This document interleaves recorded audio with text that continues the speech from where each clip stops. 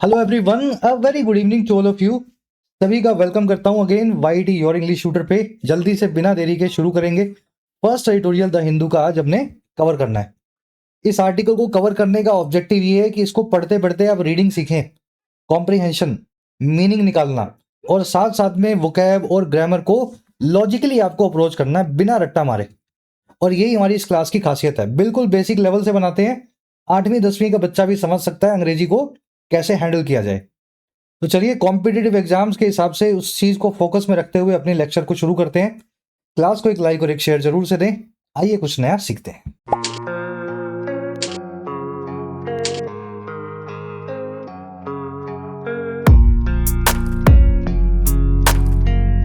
Alright, कह रहा है जी डिजिटल एग्जाइल। देखिए एग्जाइल का मतलब होता है देश निकाला, वनवास।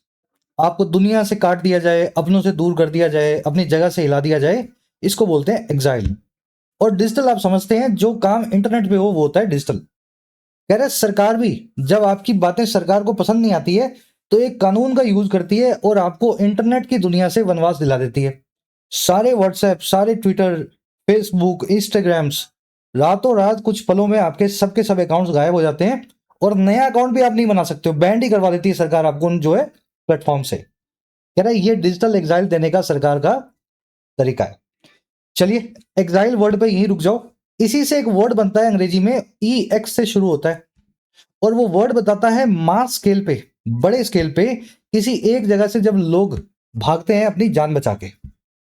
जैसे अभी ईरान में हो रहा है, जैसे थोड़ा टाइम पहले लेबनान में हो रहा था, अभी भी हो रहा है, गाजा में हो रहा है, पैलेस्टीन में हो रहा है, अफगानिस्तान में हुआ था। तो जब भी लोगों की जान पे उनको लगता है खतरा आ गया और वो लाखों हजारों की संख्या में वहां से भाग निकलते हैं सर पे पांव रखे, तो उसको एग्जाइल नहीं बोलते हैं, उसके लिए एक और वर्ड है। जिनको याद है कमेंट्स में डालना, मैं बता रहा हूं ताकि दिमाग में बैठे। उस वर्ड का नाम है अंग्रेजी में एक्जूडस। लिखते हैं एक्जोडुस, बोलते हैं एक्जूडस। ठीक है, एक्जूडस मतलब बड़े स्केल में, बड़ी मात्रा में लोगों का पलायन। और क्यों? अपनी जान को बचाने के लिए।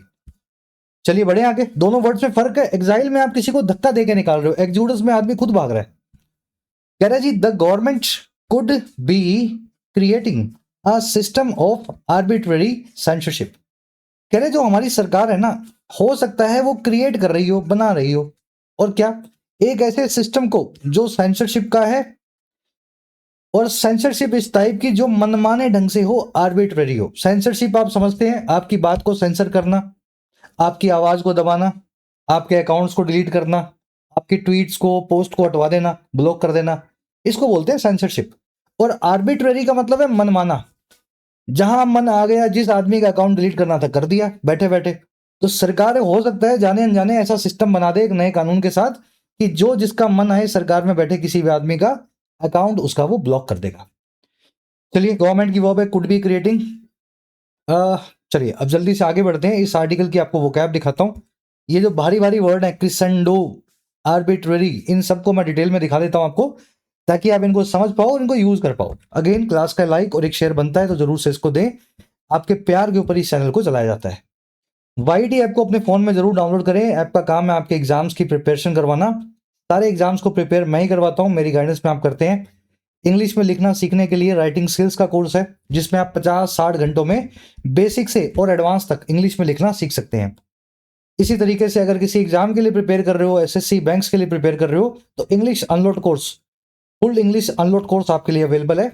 इसमें आपको रीडिंग कैसे करना है वहां से लेकर के ग्रामर, ग्रामर के क्वेश्चंस, वोकैब और previous year papers, cloze test, PQRS, parajumble, everything. तो ये पूरा एक कोर्स है एसएससी बैंक वालों के लिए, सिंगल कोर्स। इसी के साथ में यूपीएससी और सिविल सेवाओं वालों के लिए माइग्रेशन कोर्स है हमारा। आप हिंदी, पंजाबी, गुजराती, बंगाली जो भी भाषा बोलते हैं वहां से आपको इंग्लिश में माइग्रेट करवा देंगे सिविल सेवाओं के लिए। सब कुछ इसमें कवर किया जाता है। हम बिल्कुल सी सेट से शुरू करते हैं और answer writing, essay writing, प्रेसी writing वहां तक आपको लेकर के जाते हैं। तीनों कोर्सेज के लिए ऐप का ये कॉन्टैक्ट नंबर है हमारी टीम का। ऐप को डाउनलोड करें, फर्स्ट लिंक में, फर्स्ट कमेंट में उसका लिंक भी ऐप का आपको मिल जाएगा। चलिए बढ़े आगे, शुरू करें। पहला वर्ड अंग्रेजी में क्रिसेंडो। देखिए क्रिसेंडो क्या होता है, आप कोई गाना वाना सुनो तो शुरू में कई गाने ऐसे मिलेंगे आपको जो बहुत हल्का म्यूजिक होगा, और जैसे जैसे गाना आगे बढ़ेगा म्यूजिक लाउड होता जाएगा, और फिर एक उसकी पीक आएगी, पीक। जैसे वो गाना है ना कमीने मूवी का, धन तना, इस तरह के गाने बता रहा हूं मैं आपको, जब धीरे धीरे गाने लाउड होते हैं और लास्ट में पीक आ जाता है, एकदम उफान आ जाता है गाने में, तो ये जो क्रिसेंडो, ये जो उफान होता है ना, उसको बोलते हैं क्रिसेंडो। अब जरूरी नहीं है गानों में, म्यूजिक में ही हो, आप किसी से कुछ बहसबाजी कर रहे हो और बहसबाजी अचानक से बहुत पीक पे आ गई, गाली गलौज पे आ गई, तो वो भी क्रिसेंडो है। आप मेहनत कर रहे हो, पढ़ाई कर रहे हो, पहले धीमे धीमे कर रहे थे, एग्जाम पास आ गया, अब रातों रात पढ़ रहे हो, आप सुबह से लेकर रात तक पढ़ रहे हो, तो भी क्रिसेंडो है। तो इस तरीके से जब भी कोई चीज इस हाई इंटेंसिटी पे प्रोग्रेशन दिखाए, अपने उसको क्रिसेंडो बोलते हैं। नाउन भी है ये और वर्ब भी है, धीरे धीरे चरम तक पहुंचना या बढ़ना। चलिए, public reports reached a crescendo as economic pressures intensified. Public जो प्रोटेस्ट है वो चरम पे पहुंच गए, और कैसे, जैसे जैसे इकोनॉमिक प्रेशर जो है, आर्थिक दबाव जो है इंटेंसिफाई हुए या उन्होंने जोर पकड़ा। चलिए, चीजों का चरम पे जाने को escalation, rise, surge, buildup, intensification भी बोलते हैं, और आज ये वर्ड आप आर्टिकल में देखेंगे। चलिए, एक और वर्ड आएगा आज, आर्बिट्रेरी। बड़ा ही कॉमन वर्ड है, सबके रीडिंग में हफ्ते में 2-3 बार ये वर्ड जरूर आएगा, कुछ भी रीड करो आप। आर्बिट्रेरी का मतलब होता है ऐसा कोई काम जिसमें आपने रूल्स और लॉजिक को ताक पे रख दिया है, यानी मन माना, आपका मन आया तो जो करना है कर दिया आपने, इसको बोलते हैं अंग्रेजी में आर्बिट्रेरी। एक एडजेक्टिव है arbitrary. The decision appeared arbitrary, ये डिसीजन लगता था देखने में मनमाना, एंड लैक्ड प्रॉपर जस्टिफिकेशन, और ये लैक करता था प्रॉपर तरीके से जस्टिफिकेशन को, या फिर यूं कह दें, जस्टिफिकेशन आप समझते ही है ना, कोई स्पष्टता या उसका कोई रीजन आपको नहीं मिलेगा। चलिए, आर्बिट्रेरी वर्ड अब जरूरी नहीं है किताबों में आएगा तभी पढ़ोगे तभी याद रखोगे, खुद ही यूज कर लो इसको। जब कोई आदमी आपसे आर्बिट्रेरी कोई बात कह रहा हो, कोई मनमानी बात कर रहा हो, तो आप उसको बोल दो आर्बिट्रेरी बात कर रहा है भाई। चलिए, आर्बिट्रेरी को, मनमोजी को, विम्सिकल और डिस्क्रिशनरी, इन दोनों वर्ड से बड़े अच्छे से बताया जाता है। रैंडम, कैप्रिशियस और इरेशनल भी इसके सिनोनिम है, लेकिन कैप्रिशियस वो होता है जो बदलता हो, हालांकि मनमाना भी वही है जो बदल जाए, लेकिन कैप्रिशियस में क्या बदलाव बहुत आते हैं।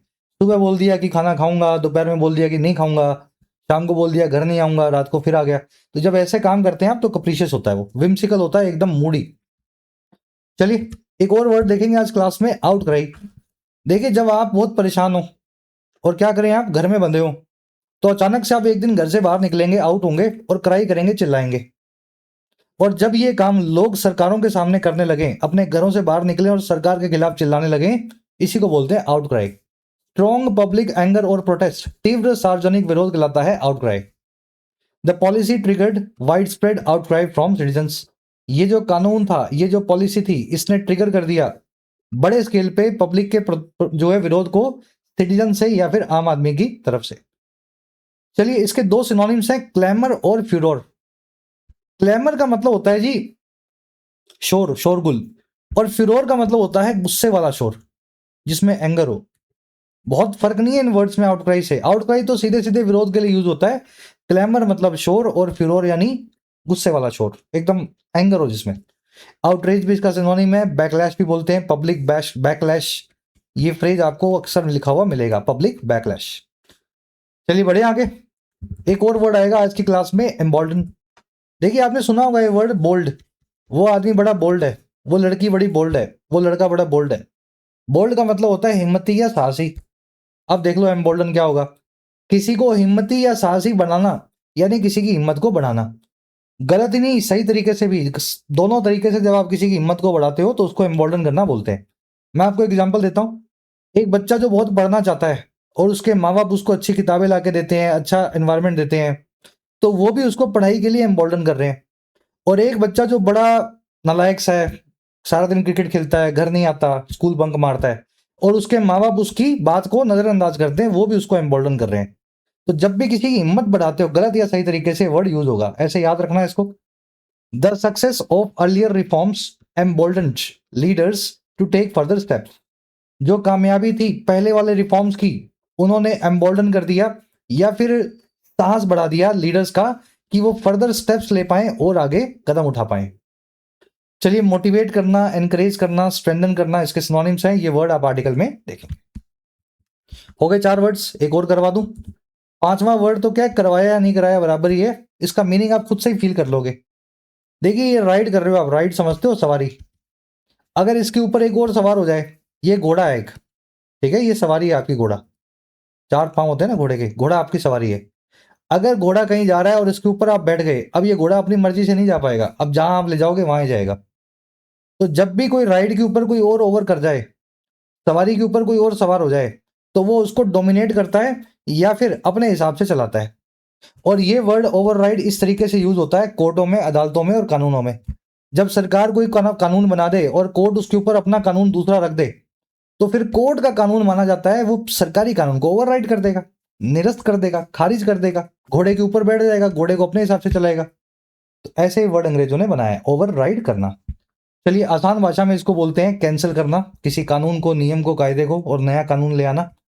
सुपरसीड करना, किसी चीज की जगह लेना। पहले कोई और कानून था, फिर नया कानून बना दिया, तो नए कानून ने पुराने वाले को सुपरसीड या रिप्लेस कर दिया।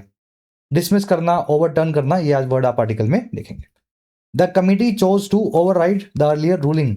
कमिटी ने चूज किया, कमिटी ने फैसला किया कि ये निरस्त कर देंगे, ओवरराइड कर देंगे पहले वाली रूलिंग को या फैसले को। चलिए हो गए 4-5 वर्ड्स डिटेल में।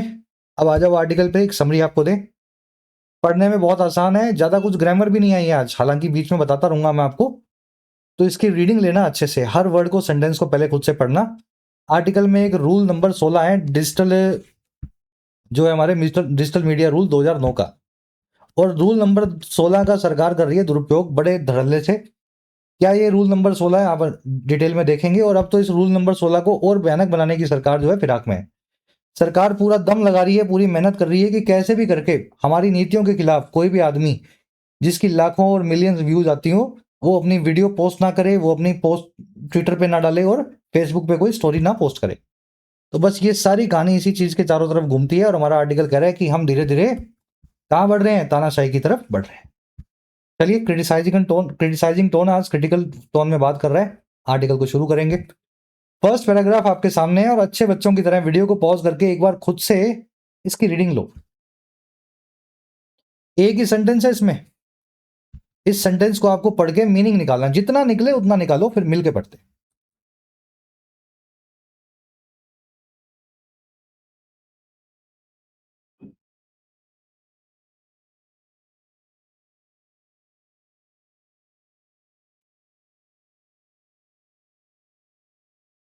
चलिए कह रहे जी, a decade long trend in digital governance in India crescendoed last week when a slew of social media accounts operated by independent activists and journalists were blocked.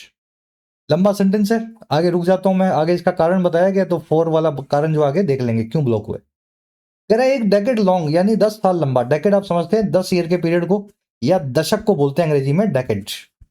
कह रहा है एक डेकेड लंबा यानी 10 साल लंबा एक ट्रेंड था, रुझान था सरकार की डिजिटल गवर्नेंस में या फिर ऑनलाइन स्पेस के अंदर प्रशासन पे। भाई सरकार वैसे भी प्रशासन करती है, पुलिस है, आर्मी है, नगर पालिका है, हर आदमी आपके ऊपर रूल बना के बैठा है, लेकिन डिजिटल स्पेस में भी सरकार को देखना होता है ना। तो एक ट्रेंड था 10 साल का, जिसमें सरकार इंटरनेट पे आपके ऊपर राज करती थी, प्रशासन करती थी। और कैसे, इंडिया में। कह रहा है ये ट्रेंड जो है ना अचानक से क्रिसेंडो कर गया, ये अपने पीक पे, चरम पे आ गया। और कब आया? पिछले हफ्ते, लास्ट वीक। तो सरकार ने कुछ हरकत की है पिछले हफ्ते और ये ट्रेंड जो अपने चरम पे पहुंच गया। और क्या हुआ पिछले हफ्ते? पिछले हफ्ते हुआ था एलपीजी क्राइसिस। कह रहे पिछले हफ्ते जब एक फ्लू का मतलब होता है अंग्रेजी में श्रृंखला या झड़ी, एक के बाद एक। कह रहे जब एक के बाद एक flew off social media account जो थे, और वो अकाउंट जो ऑपरेटेड बाय थे, जिनको ऑपरेट किया जाता था इंडिपेंडेंट एक्टिविस्ट के द्वारा, यानी स्वतंत्र जो है नागरिकों के द्वारा, या फिर जर्नलिस्ट के द्वारा, या पत्रकारों के द्वारा। कह रहा है ऐसे एक के बाद एक अकाउंट जो है ना, उनको ब्लॉक मार दिया गया वर्ब की थर्ड फॉर्म पैसिव में लगा के। और क्यों मारा गया आगे बताएगा। apparently for criticizing the union government and prime minister Narendra Modi. कह रहे जी जाहिर तौर पे अपेरेंटली ये इसलिए किया गया, क्रिटिसाइज करने के लिए यूनियन गवर्नमेंट को, केंद्र सरकार को, और प्राइम मिनिस्टर मोदी को। और किस चीज पे भाई? Over his government's West Asia policy and LPG crisis. इनकी सरकार की वेस्ट एशिया को लेकर के जो पॉलिसीज हैं उसको लेकर के, और जो एलपीजी को लेकर क्राइसिस आया देश में सिलेंडर का, उसको लेकर के। तो ये हुआ एक पूरा डेकेड लॉन्ग ट्रेंड जो है वो क्रिसेंडो कर गया, यानी कहां आ गया? बिल्कुल अपने पीक पे आ गया, जब सरकार ने पिछले हफ्ते सैकड़ों और यूं समझो दशकों जो है, दर्जनों जो है अकाउंट जो है एक के साथ जो है एक के बाद एक ब्लॉक कर दिए, और वो सारे इसीलिए ब्लॉक किए गए थे क्योंकि उन लोगों ने एलपीजी के बारे में, सरकार की हैंडलिंग के बारे में कुछ लिख दिया होगा। चलिए, ट्रेंड की वर्ब है क्रिसेंडोड, क्रिसेंडो करना, चरम पे पहुंचना। स्लू का मतलब होता है, समझते हैं ना, श्रृंखला। स्लू की वर्ब है वर ब्लॉक्ड। वर्ब की वर्ब थर्ड फॉर्म लगी हुई है बी फैमिली की वर्ब के बाद, इसका मतलब यही है, पैसिव वॉइस का इस्तेमाल है। इस श्रृंखला जो अकाउंट की थी, जो मतलब सीरीज थी, उसको ब्लॉक किया गया एक के बाद एक। एपरेंटली का मतलब होता है जाहिर तौर पे, क्लियरली या एविडेंटली इसको बोल सकते हैं। कुछ समझ में और देखने वाला है नहीं इसमें, बिल्कुल आसान सेंटेंस था। फटाफट आगे बढ़ते हैं और इसी तरीके से प्रोसेस करते हुए मेरे साथ चलो। चलिए, नेक्स्ट पैराग्राफ है, आराम से इसकी रीडिंग लो और पहले खुद से मीनिंग निकालो हर सेंटेंस का। ये जरूरी करना है, यही सबसे लर्निंग तो मेन यही है ना। कह रहे जी, इन 7 years from 2014 to 2021 the number of URLs, posts and accounts blocked ballooned from 470 to 9,800। कह रहे जी, 7 सालों में 2014 से 2021 तक जो आंकड़ा था, जो नंबर था ना, और किस चीज का, URLs का यानी लिंक्स का, पोस्ट का जो आप फेसबुक पे करते हो, और काफी सारे अकाउंट्स का, और ये वो सब के सब थे जो ब्लॉक कर दिए गए हैं, ब्लॉक्ड है। कह रहा है ये नंबर जो है ना, ये बलून कर गया, गुब्बारे की तरह, बलून की तरह फूल गया। और कहां से, 470 से 9800 तक। तो 2014 में 470 बार सरकार ने ये काम करवाया था, 2021 में ये काम 9800 बार हुआ है साल के अंदर। अब देख लो, मतलब दिन में 3 आदमियों के अकाउंट, 30 अकाउंट जो है रोज सरकार जो है 30 लोगों के, पत्रकारों के अकाउंट बैन करवा देती है, छोटे बड़े, इधर उधर यूट्यूब चैनल वगैरह। कह रहा है जी, since then there is evidence that entire accounts, especially if they were publishing politically unfavourable comments, were being blocked. और कह रहे तब से ही, सिंस देन, ये भी एविडेंस हमारे पास है, सबूत हमारे सामने है कि पूरे के पूरे अकाउंट ही जो हैं, स्पेशली खास करके अगर वो पब्लिश कर रहे हो पॉलिटिकली अनफेवरेबल कमेंट्स को, ऐसे कमेंट्स को जो सियासी तौर पे, राजनीतिक तौर पे सरकार के खिलाफ हो, कह रहे ये पूरे के पूरे अकाउंट्स ही ब्लॉक किए जा रहे हैं। तो 2014 में 470 ब्लॉक मारे होंगे सरकार ने, जब कांग्रेस की सरकार हटी, बीजेपी की सरकार आई, तो 470 में कई सारे लिंक भी थे, कई पोस्ट भी थी। लेकिन आज ये आंकड़ा 9800 हुआ है, और इसमें से लिंक, पोस्ट कम है और अकाउंट पूरे पूरे ज्यादा है। तो मेजोरिटी ऑफ अकाउंट जो है ब्लॉक होते हैं। एविडेंस की वर्ब है इज, देयर से शुरू होने वाले क्लोज में खास ध्यान देना है, वर्ब का देयर से कोई कनेक्शन नहीं होता। हेयर और देयर का वर्ब से कोई कनेक्शन नहीं होता। यहां देयर आ रहा है ना, इसकी वर्ब इज नहीं है, इसकी वर्ब यहां पे आर भी हो सकती थी। आगे जो नाउन रखा है ना, उसके हिसाब से वर्ब देखनी है आपको। एविडेंस एक सिंगुलर या अनकाउंटेबल नाउन है, तो वर्ब सिंगुलर है।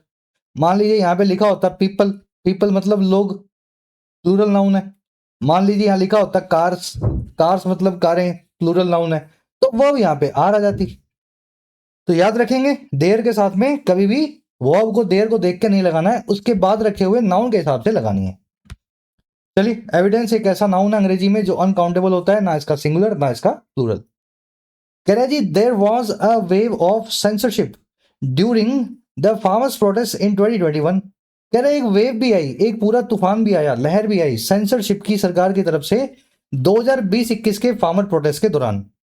कह रहा हुआ क्या, the government restored many accounts after international outcry. कह रहे फिर सरकार ने बाद में रिस्टोर कर दिया, बहाल कर दिया बहुत सारे अकाउंट्स को, जब इंटरनेशनल तरीके से पूरी दुनिया में इसके सामने जो है विरोध प्रदर्शन हुआ। मतलब किसी बड़े किसान नेता का या किसी फिल्मी एक्टर का ही आपने अकाउंट बंद कर दिया क्योंकि वो किसानों के हक में बोला है, तो सरकार ने पहले बंद कर दिए, लेकिन जब दुनिया से प्रेशर पड़ा तो बहुत सारे अकाउंट्स को सरकार को खुलवाना भी पड़ा। कह रहे जी, but this also demonstrated that it was not beyond mass membership censorship. कह रहा है लेकिन इस बात ने ये हमें जरूर दिखा दिया, डिमॉन्स्ट्रेट कर दिया, शो कर दिया। डिमॉन्स्ट्रेट करना यानी दिखाना, कि ये जो चीज है ना, ये पूरा मामला जो है, ये सरकार की एबिलिटी से, क्षमताओं से और इरादों से परे नहीं है। मास सेंसरशिप यानी बड़े स्केल पे लोगों की आवाज का गला घोटना, कह रहा है ये जो काम है ना, ये सरकार के इरादों और सरकार की क्षमताओं से परे नहीं है। इट वॉज नॉट बियॉन्ड मास जो है सेंसरशिप। लास्ट वाली स्ट्रक्चर आपको भी डिटेल में करवाएंगे, बियॉन्ड संबंध होना क्या होता है। स्ट्रक्चर बहुत प्यारी है ये। सेंटेंस देख लो पहले, वेव की वर्ब है वॉज, देयर से अगेन क्लॉज शुरू हुआ, तो वर्ब जो है सब्जेक्ट के हिसाब से, नाउन के हिसाब से रखी हुई है। यहां वेव्स होता तो वर्ब क्या हो जाती है यहाँ पे, गवर्नमेंट की वर्ब है रिस्टोर्ड, रिस्टोर करना, बहाल करना। दिस की वर्ब है डिमॉन्स्ट्रेटेड, डिमॉन्स्ट्रेट करना यानी दिखाना। इट की वर्ब है पॉज। चलो अब स्ट्रक्चर पे आओ। बियॉन्ड समवन होना क्या होता है? ये दो सेंटेंसेस दे रहा हूं मैं, खुद से पढ़ लो एक बार, शायद खुद ही समझ में आ जाए, नहीं तो करवाते हैं आपको, एक बार समझो स्ट्रक्चर क्या है। The government is not beyond bending the rules, bending the rules is not beyond the government. दोनों सेंटेंसेस सेम है, मीनिंग में कुछ फर्क नहीं है, आगे पीछे मैंने कर दिया है, ये स्ट्रक्चर ऐसे ही काम करती है। The government is not beyond, सरकार परे नहीं है रूल्स को बेंड करने के काम से। अगर नियमों को तोड़ना मरोड़ना हो अपने फायदे के लिए तो सरकार इस काम के बियॉन्ड या परे नहीं है, पार नहीं है, ये काम सरकार कर सकती है। और दूसरे केस में नियमों को तोड़ना बेंड करना ये परे नहीं है सरकार से। मतलब जब आप कोई काम ऐसा होता है ना जो आप कर सकते हो, आपको लगता है कि ये मेरे, मैं क्षमता रखता हूं, एबिलिटी रखता हूं, करना भी चाहता हूं, तब आप बोलते हो this thing is not beyond me या I am not beyond this thing. मान लीजिए कोई कॉन्सेप्ट है आपको समझ नहीं आया तो आप लिख सकते हो this concept is beyond me, this concept is beyond me, ये कॉन्सेप्ट मेरी समझ के परे है या मेरी क्षमताओं के परे है। और अगर समझ में आ गया बड़े अच्छे से तो आप लिख सकते हो this concept is not beyond me, is not beyond मी, ये कॉन्सेप्ट मेरी क्षमताओं के परे नहीं है, मैं समझ सकता हूं। तो अब लगा के देखो, ये जो पूरी गवर्नमेंट है ये बियॉन्ड नहीं थी मास सेंसरशिप के, क्षमताएं इनके पास, इरादे इनके पास पूरे हैं कि बड़े स्केल पे लोगों का आवाज का गला घोटा जाए। चलिए स्ट्रक्चर आपके लिए नहीं होगी, एक बार सीख लिए फिर कभी रिवीजन आएगा दिमाग में बैठेगी।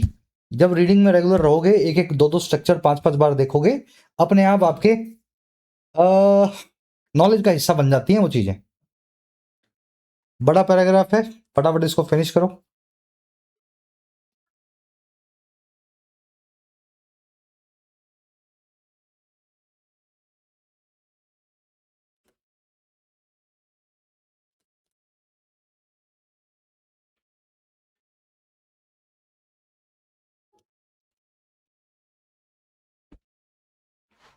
कह रहा है जी similarly the government used emergency powers under the IT rules to block links to a BBC documentary in 2023। कह रहा है इसी प्रकार से सरकार ने इस्तेमाल किया अपनी इमरजेंसी में लगने वाली ताकतों का।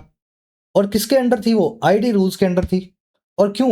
ब्लॉक करने के लिए कई सारे लिंक्स को जो एक बीबीसी डॉक्यूमेंट्री के थे 2023 में जो आई थी, which also expanded the definition of what constituted a threat to public order।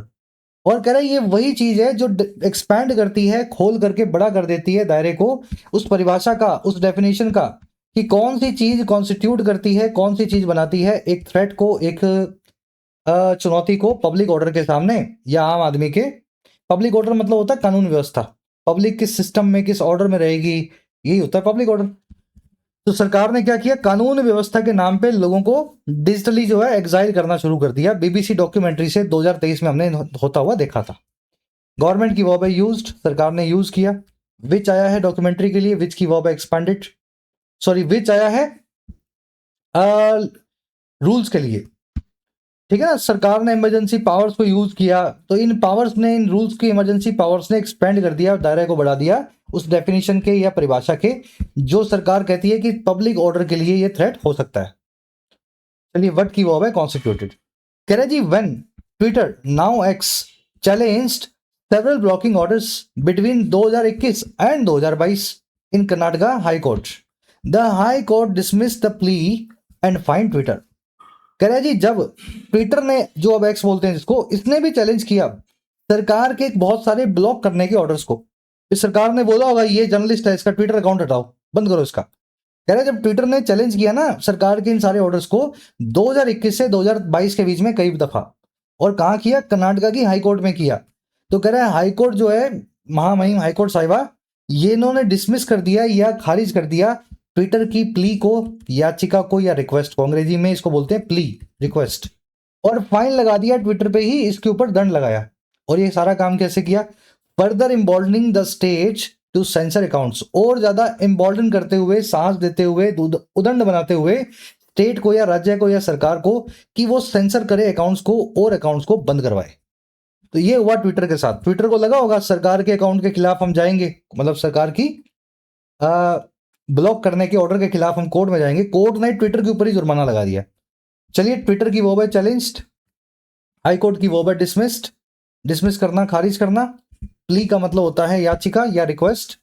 Embolden करना, किसी चीज को और बोल्ड या साहसी बनाना, उदंड बनाना हिंदी में बोलते हैं। सेंसर का मतलब होता है चीजों को, आवाज को गला दबाना जो आपको अच्छी ना लग रही हो। कह रहे जी in Shreya Singhal 2015 the supreme court of India upheld section 69A of the IT act 2000। कह रहे फिर श्रेया सिंगल का केस देखें 2015 का, इसमें सुप्रीम कोर्ट ऑफ इंडिया ने ना अपहेल्ड किया। देखिए अपहेल्ड करना यानी किसी चीज को बनाए रखना, मेंटेन करना, खारिज नहीं करना उसको, ओवरराइड या ओवर रूल नहीं करना, बनाए रखना। सुप्रीम कोर्ट ने मजबूती से बनाए रखा 69A सेक्शन जो है आईटी एक्ट 2000 का। और क्यों बना के रखा? Precisely because of its procedural safeguards including requiring reason orders and judicial review. कह रहा है और सरकार ने इसको 69A को सेक्शन को इसलिए बना के रखा सटीक तौर पे, इसलिए बिकॉज ऑफ जो इसमें प्रोसीजरल सेफगार्ड्स हैं। सेफगार्ड्स आप समझते हैं, सुरक्षा के उपाय। प्रोसीजरल यानी प्रोसीजर से जुड़े हुए, तो इसमें कई सुरक्षा के उपाय हैं प्रोसेस के हिसाब से अगर आप चलें तो। और जिसमें शामिल है कि आपको ऐसे ऑर्डर सरकार से मिले हैं जिनमें रीजन हो, जो लॉजिक से भरपूर हो कि क्यों आपका अकाउंट बंद हुआ, और जुडिशियल रिव्यू का भी आपको मौका मिले, अकाउंट बंद होने पे आप कोर्ट में भी जा सके। तो सुप्रीम कोर्ट ने तो यही बोला था 2015 में कि सेक्शन 69A जो है बड़ा पावरफुल सेक्शन है सरकार की दादागिरी के खिलाफ, हम इस सेक्शन को बनाए रखेंगे। चलिए सुप्रीम कोर्ट की वर्ब है अपहेल्ड, अपहेल्ड करना आप समझ गए हैं, बनाए रखना। सेफगार्ड्स सुरक्षा के उपाय, प्रिसाइजली यानी खास तौर पे, सटीक तौर पे, इसलिए सुप्रीम कोर्ट ने किया। तो अगर आपका अकाउंट अगर बंद हो जाए, सरकार कभी यूट्यूब चैनल आपका बंद कर दे किसी बात पे, तो सेक्शन 69A में आप कोर्ट तक जाकर के सरकार के ऊपर, है ना, सरकार को कोर्ट में ला सकते हो। चलिए आओ नेक्स्ट पैराग्राफ में, अब इसका भी सरकार ने क्या तोड़ निकाला है ये भी बताएगा।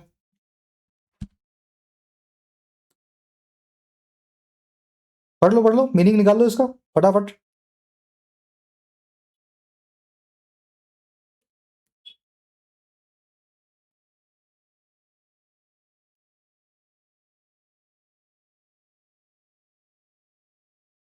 कह रहा है जी in practice however the government has been diluting the safeguards. कह रहा है जी अगर रियलिटी में देखें, प्रैक्टिस में देखें, हालांकि तो सरकार जो है ना इस सन 2000 के एक्ट को डाइल्यूट कर रही है। डाइल्यूट करना यानी कमजोर बनाना, दूध में पानी मिला करके दूध को कम कर देना, है ना। किसी चीज में आप कुछ मिला देते हो तो उसकी मात्रा कम हो जाती है, तो सरकार भी डाइल्यूट कर रही है ये सारे सुरक्षा के नियमों को, इन नियमों के दूध में पानी मिला रही है। और कैसे मिला रही है? ये कर रही है थ्रू यानी जरिए इस घटना के, इस चीज के। और वो चीज क्या है? An expensive use of rule 16 of the 2009 blocking rules.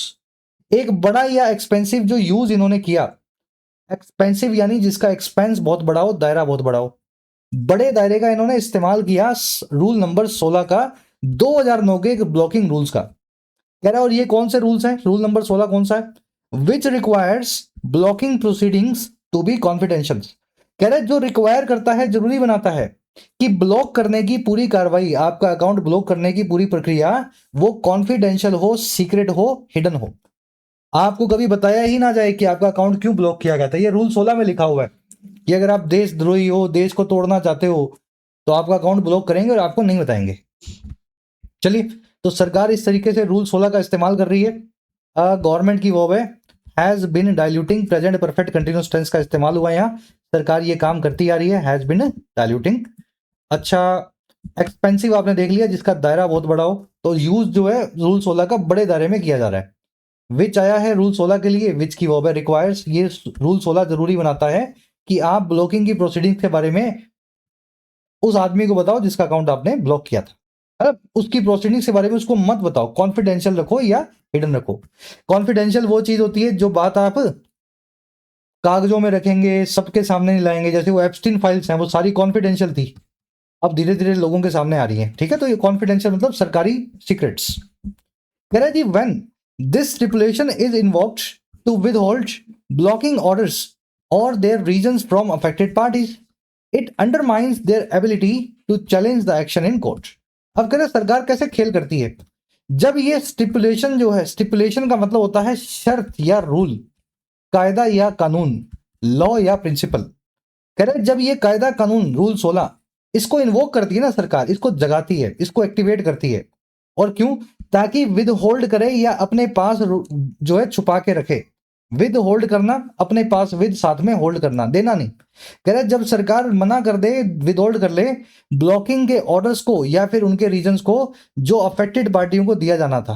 कह रहे जब ये होता है ना तो ये अंडरमाइन करता है, कमजोर बना देता है इन लोगों की एबिलिटी को, आम आदमी की क्षमताओं को, कि वो चैलेंज कर सके, चुनौती दे सके इस एक्शन को कोर्ट में। और ये इरोड करता है, कमजोर बनाता है उन खास सेफगार्ड्स को या फिर सुरक्षा के उपायों को जो कि जस्टिफाई करते थे या सही ठहराते थे पहले कॉन्स्टिट्यूशनैलिटी को, सेक्शन 69A की। कॉन्स्टिट्यूशनैलिटी यानी संवैधानिकता। तो सरकार रूल 16 का इस्तेमाल करके एक तरीके से रूल 69A जो इतना पावरफुल सेक्शन था, इस सेक्शन 69A को खत्म कर रही है। जहां भी सरकार को डर लगेगा कि आप कहीं कोर्ट में ना बुला लो, आपका ट्विटर अकाउंट सरकार ने बंद किया, कहीं आप कोर्ट में केस ना लगा दो सरकार पे, तो सेक्शन 69A में क्या करेगी सरकार, ये आपका अकाउंट बंद करेगी और सेक्शन 16 लगा के बोल देगी हम आपको नहीं बताएंगे कि क्यों बंद किया, क्योंकि आप देशद्रोही हो। फिर आप कोर्ट में जाओगे कैसे, आपको पता ही नहीं बंद क्यों हुआ था। तो ये पूरा इन्होंने किया हुआ। चलिए स्टिपुलेशन की वर्ब है इज इन्वोक्ड, पैसिव वॉइस का इस्तेमाल हुआ है। इन्वोक का मतलब है लीगली किसी चीज को एक्टिवेट करना, कोई कानून को, कायदे को। विद होल्ड करना यानी देने से मना कर देना, कोई चीज है जो आपने विद अपने साथ ही होल्ड करके रख ली। इट आया इस पूरी चीज के लिए। वर्ब है इसकी अंडरमाइन। अंडरमाइन का मतलब होता है कमजोर बनाना, और यही इरोड का भी मतलब होता है। ये लोगों की क्षमताओं को भी कमजोर बनाता है और सुरक्षा के उपायों को भी इरोड करता है। दोनों एक दूसरे के सिनोनिम्स है। दैट आया वर्ब इसकी जस्टिफाइड। कॉन्स्टिट्यूशनैलिटी यानी संवैधानिकता, कौन सी चीज संविधान के हिसाब से सही है। बढ़े नेक्स्ट पैराग्राफ पे। चल सेकंड लास्ट पैराग्राफ है, फटाफट फिनिश करो इसको। चलिए कह रहा जी the 2009 rules also require blocking orders to be reviewed by a committee composed under the IT rules 2009। कह रहा फिर ये 2009 के रूल्स हैं जिनमें 16 नंबर रूल सरकार लगाती है, ये जरूरी बनाते हैं कि ब्लॉकिंग ऑर्डर्स को है ना रिव्यू किया जाए। आपको नहीं बताया जाएगा आपका अकाउंट क्यों ब्लॉक हुआ, लेकिन वो ऑर्डर सरकार किसी को देगी जरूर, एक कमेटी को, और वो कमेटी जो है उसको पढ़ेगी कि क्यों ब्लॉक हुआ। और ये कमेटी कौन सी होगी, जो कंपोज्ड होगी आईटी रूल 2009 के अंडर में, सरकार ही जिसको कंपोज करेगी। कह रहे जी ये सब कुछ है, प्रावधान है इसमें, पर समस्या ये है yet this is an entirely executive body and has never ओवरटर्न्ड a government blocking order. कह रहे लेकिन समस्या ये है कि ये जो कमेटी है ना, ये पूरे तरीके से कार्यपालिका की बॉडी है। एग्जीक्यूटिव बॉडी यानी जिसमें बाबू अफसर हैं सारे सरकारी, सरकार के ही नेता हैं जिनको वोट मिला है और सरकार बनाई है। तो समस्या ये है, ये पूरी कमेटी जो है सरकार के लोग ही इसमें बैठे हैं, और इस कमेटी ने आज तक ओवरटर्न नहीं किया या औंधा नहीं किया या उल्टा नहीं किया, कैंसिल नहीं किया सरकार के एक भी ब्लॉकिंग के ऑर्डर को। चलिए रूल्स की वर्ब है रिक्वायर, दिस की वर्ब है इज, और दिस की वर्ब है हैज नेवर ओवरटर्न। ओवरटर्न करना आप समझ चुके हैं, किसी चीज को औंधा करना, ओवरराइड करना, कानून को कैंसिल करना। कह रहा है जी in effect the government is openly and systematically bypassing the right to be heard and violating the doctrine of proportionality। कह रहा है जी अगर असरदार तरीके से इन इफेक्ट देखें तो सरकार जो है ना दो काम कर रही है खुले तौर पे और सिस्टमैटिकली। क्या काम कर रही है, पहला काम है बाईपास करना या बच निकलना, और दूसरा काम है वॉयलेट करना यानी उल्लंघन करना। सरकार बच निकलती है हमारी अभिव्यक्ति के राइट टू बी हर्ड के अधिकार से। हमारा अधिकार है ना कि हमारी बात सुनी जाए, पर आपका अकाउंट ही बैन हो गया, तो सरकार क्या है आपके इस अधिकार को बाईपास कर रही है। और दूसरा सरकार वॉयलेट कर रही है, उल्लंघन कर रही है इस प्रिंसिपल का जो है अनुपातिकता का।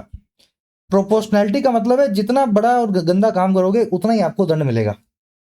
ऐसा नहीं है आपने एक ट्वीट की और आपका अकाउंट डिलीट हो गया पूरा का पूरा, एक वीडियो में आपने कुछ कहा था 15 सेकंड का और उसमें आपका पूरा चैनल डिलीट हो गया यूट्यूब का। ये प्रोपोर्शनैलिटी नहीं है। प्रोपोर्शनैलिटी ये होती है जो बहुत गलत काम करेगा उसके साथ बहुत गलत होगा, जो कम करेगा उसके साथ कम होगा। पर सरकार तो क्या है सबके बंद करवा देती है, तो प्रोपोर्शनैलिटी का सिद्धांत जो है इसको भी वॉयलेट करती है। गवर्नमेंट की वर्ब है इज बाईपासिंग और गवर्नमेंट की वर्ब है इज वॉयलेटिंग। डॉक्ट्रिन का मतलब होता है प्रिंसिपल, प्रिंसिपल के लिए अंग्रेजी में एक और वर्ड है टेनेट। डॉक्ट्रिन का मतलब होता है प्रिंसिपल, कानून, कायदा, और इसके लिए एक और वर्ड अंग्रेजी में टेनेट। पर इस टेनेट वर्ड को दूसरे एक वर्ड से कनेक्ट करके रखना या मत करना, जो अलग है वो है टेनेंट। इसमें एक एन एक्स्ट्रा है और स्पेलिंग में ए लगा हुआ है। टेनेंट का मतलब होता है किराएदार। इसमें क्या लिखा हुआ है, पहले वाली में TENET टेनेंट, दूसरी वाली में क्या लिखा हुआ है TENANT टेनेंट। ये है कायदा कानून टेनेंट और ये है किराएदार टेनेंट। तो अलग अलग वर्ड्स हैं आज के क्विज में आपसे पूछे हुए हैं। कह रहे rule 16 is a procedural rule yet the government is using it to override the constitutional right to free speech while shielding itself from judicial review। कह रहे ये जो रूल 16 है ना, ये प्रोसीजरल रूल है। प्रोसीजरल रूल वो रूल है जो जब जब प्रोसीजर आएगा तब ट्रिगर होंगे। अब मान लीजिए अजमल कसाब का अपने को इंस्टाग्राम मिल जाता है, उस समय था नहीं, मान लो मिल जाता, तो सरकार को ये प्रोसीजर चलाना, उस पर केस चलाना है, तो अजमल कसाब का अकाउंट तो रूल 16 में बंद किया ही जा सकता है, हत्यारा था वो। तो कह रहे यहाँ पे यूज होने वाला रूल है ये रूल 16 कि कभी कोई प्रोसीजर में कोई बात फंस जाए तो किसी आदमी का अकाउंट आप चुपचाप बंद कर सको। कह रहे लेकिन सरकार क्या कर रही है, इसको सुबह शाम यूज कर रही है, इसको मिसयूज कर रही है कि वो ओवरराइड कर सके या फिर कैंसिल कर सके कॉन्स्टिट्यूशनल राइट को, हमारे संवैधानिक हक को, जो है फ्री स्पीच का या खुली आजादी से बोलने का। और ये तब करे जब सरकार शील्ड कर रही हो, प्रोटेक्ट कर रही हो खुद को जुडिशियल रिव्यू से। तो इस कानून के पीछे सरकार छुप जाती है, खुद को बचा लेती है और हमारे अधिकार को खा जाती है।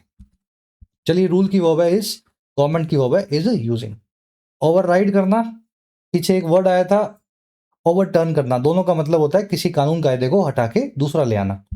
यार ये ऐसे एडिटोरियल बंद करने पड़ेंगे पढ़ाने, कहीं अपने भी लग जाए ये रूल 16, है ना। चलो ध्यान रखेंगे इसको आगे से। लास्ट पैराग्राफ है, मेरा ऑब्जेक्टिव आपको अंग्रेजी पढ़ाना है यहाँ पे, इसमें चैनल वैनल बंद हो जाए तो ठीक नहीं है ना। फटाफट पढ़ लो इसको, फटाफट लास्ट पैराग्राफ, फिर इसके बाद अपने पास क्लोज टेस्ट था, उसको अपने को सॉल्व करना है। कह रहा है जी लास्ट में, कह रहा है जी a person's entire account being blocked amounts to digital exile.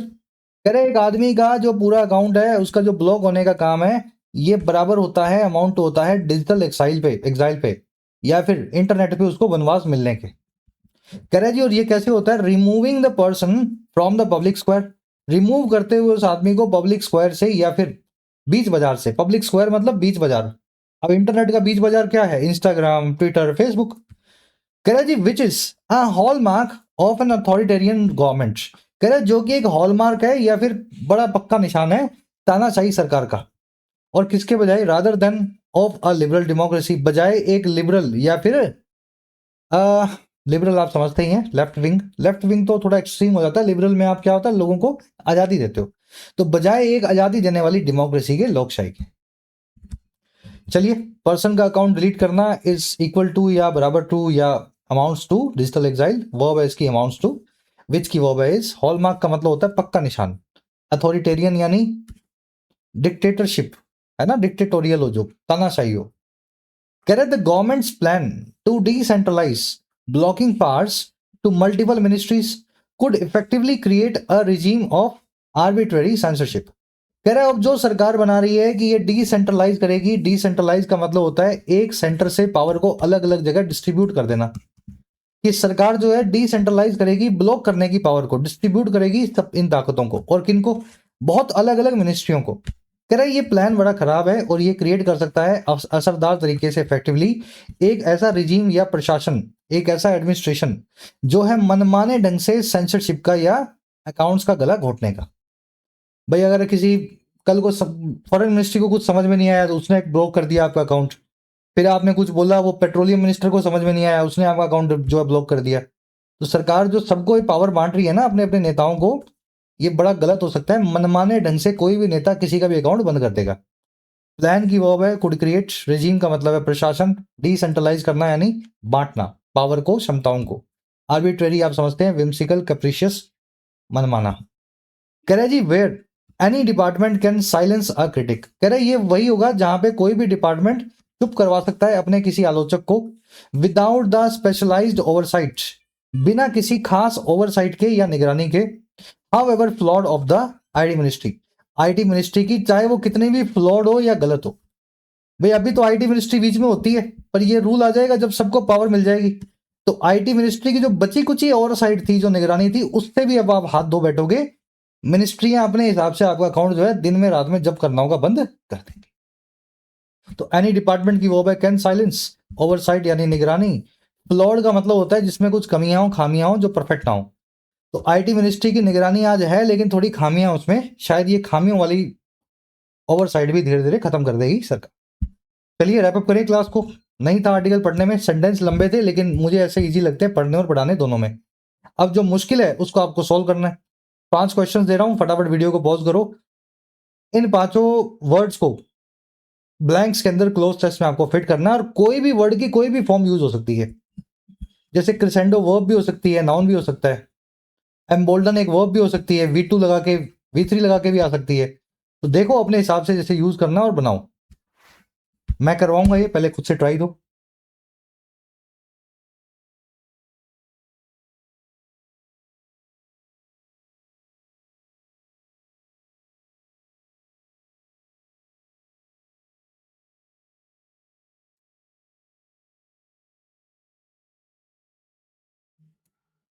करवा दें अब? देखो जी, वर्ड्स देख लो पहले 5 क्या करें। पहला वर्ड है कॉन्फिडेंशियल। कॉन्फिडेंशियल का मतलब होता है जो सरकारी सीक्रेट हो। कॉन्फिडेंशियल एक एडजेक्टिव है। एम्बोल्डन एक वर्ब है, किसी को दुस्साहसी बनाना। क्रिसेंडो एक नाउन भी है, एक वर्ब भी है। चरम पे चीजों का पहुंचना धीरे धीरे करके। प्रोपोर्शनैलिटी एक नाउन है, इसका मतलब होता है अनुपातिकता, जो जितना बराबर हो उसी के हिसाब से उसको करना है। जितना बड़ा कानून, जितना बड़ा गुनाह उतनी बड़ी ही सजा, या जितना छोटा उतनी छोटी सजा। आर्बिट्ररी एक एडजेक्टिव है, इसका मतलब है मनमाना। अब इनको अपने को फिट करना है। The government's actions begin to dash into wide spread concern. सरकार के एक्शन ने शुरू कर दिया डैश होना वाइड स्प्रेड कंसर्न के तौर पे। 2+ में वर्ब की बेस फॉर्म आएगी, यानी यहाँ वर्ब का इस्तेमाल होगा। वर्ब यहाँ पे 2 ही हैं, पहली वर्ब है क्रिसेंडो, दूसरी वर्ब है एम्बोल्डन। एम्बोल्डन का मतलब होता है दुस्साहसी बनाना, क्रिसेंडो का मतलब होता है चरम पे पहुंचना। तो सरकार के एक्शन किसी को दुस्साहसी बना रहे हैं, या सरकार के एक्शन अपने चरम पे जा रहे हैं? दोनों ही हो सकता है, लेकिन आगे बढ़ो। चरम पे जा रहे हैं इनटू वाइड स्प्रेड कंसर्न, अपने एक वाइड स्प्रेड कंसर्न बनते हुए, हर तरफ फैलती हुई चिंता बनते हुए। मतलब ये अपने पीक पे जा रहे हैं और हर तरफ ये चिंता का कारण बने हुए हैं। ये रूल्स, ये एक्शंस किसी को एम्बोल्डन नहीं कर रहे, किसी को ये दुस्साहसी नहीं बना रहे। समझ गए ना क्या कहना चाह रहा है? तो फर्स्ट के अंदर आपको क्रिसेंडो नाम की वर्ब का इस्तेमाल करना है। The actions begin to crescendo. और ये कब हुआ? As reports of dash decision surfaced, जब रिपोर्ट जो है इस टाइप के डिसीजन की सरफेस की या सबके सामने आई। अब डिसीजन कैसा हो सकता है? डिसीजन एक नाउन है, उसके लिए एक एडजेक्टिव चाहिए। और एडजेक्टिव कहाँ कहाँ है अपने पास? अपने पास 2 एडजेक्टिव्स हैं यहाँ, कॉन्फिडेंशियल और आर्बिट्री। कह रहे जब रिपोर्ट्स आई कॉन्फिडेंशियल डिसीजंस की या आर्बिट्री डिसीजंस की? कॉन्फिडेंशियल यानी सीक्रेट, आर्बिट्रेरी यानी मनमाने। लोगों को गुस्सा किस पे आता है? सरकार की, लोग बोलते हैं ना सरकार के एक्शन चरम पे चले गए हैं, गुस्सा किस चीज पे आता है? आर्बिट्रेरी यानी मनमाने डिसीजंस पे आता है। तो when the reports of arbitrary decision surface, जब ऐसी रिपोर्ट्स मनमाने ढंग से डिसीजन लिए होने की हमारे सामने आई या सरफेस की। कह रहा है जी such measures tended to dash authorities to act without restraint. कह रहा है ये सारे मेजर्स, ये सारे कदम टेंड टू करते थे, इस काम को करते थे अथॉरिटीज को, वो ये करते थे। और क्या कि वो एक्ट करें बिना रिस्ट्रेंट के, यानी आप हरकत में आ जाओ बिना संयम के। यानी अथॉरिटी को उदंडी या उत्साही बना रहे थे, उसमें थोड़ा सा हौसला दे रहे थे। तो हौसला अफजाई करने का काम हो रहा है, एम्बोल्डन कर रहे हैं। These actions tend to embolden the authorities. तो 3 वर्ड्स अपने हो चुके हैं, arbitrary decision, tend to embolden and begin to crescendo. अब प्रोपोर्शनैलिटी नाम का नाउन आएगा और कॉन्फिडेंशियल नाम की वर्ब आएगी, एडजेक्टिव आएगा। ये दोनों आप खुद से करोगे। लास्ट के दोनों खुद से करने को इसलिए दे रहा हूँ, थोड़ा दिमाग चलाओ। आप सब मैं कर दूंगा तो पेपर भी मैं दूंगा फिर आपका। आंसर्स फर्स्ट कमेंट में डाल रहा हूँ, वहां से मैच कर लेना। चौथा और 5वां इन दोनों के आंसर्स आपको मिलेंगे फर्स्ट कमेंट में इसी वीडियो के नीचे। और कुछ क्वेश्चंस और है आपके पास 3, जिनके आंसर्स भी आपको करने हैं। सरकमवेंट का मीनिंग पूछा है। इन चारों में से अलग वर्ड कौन सा है? डॉक्ट्रिन, प्रिंसिपल, टेनेंट और टेनेंट। 3 वर्ड्स एक दूसरे से सिनोनिम है या एंटोनिम है, मेल खाते हैं, और चौथा वर्ड जो अलग है उसको आपको अलग करके बताना है। और ये क्वेश्चन है आरसी का, इसमें आपको चेक करके बताना है क्या बनाओगे आंसर, कि ये नॉट बियॉन्ड मास सेंसरशिप, इस बात का क्या मतलब है। करवाया था ना आपको बियॉन्ड वाला कॉन्सेप्ट। जब कोई चीज आपके बियॉन्ड नहीं होती तो वो काम करने की क्षमता और इरादा आप रखते हैं, और जब ऐसा हो तब आप विलिंग और कैपेबल होते हैं किसी काम को करने के। तो 6वें का आंसर आपको करवा दिया सी। 7वें 8वें का फर्स्ट कमेंट से चेक करें, और चौथे 5वें का आंसर भी आपको फर्स्ट कमेंट में मिलेगा। आउट ऑफ 8 कितने मार्क्स मिले जरूर से बताना। क्लास कैसी लगी आज की जरूर से अपना फीडबैक दें आउट ऑफ 8 मार्क्स के साथ। अंटिल देन कल आपसे मुलाकात लेंगे। Sign out.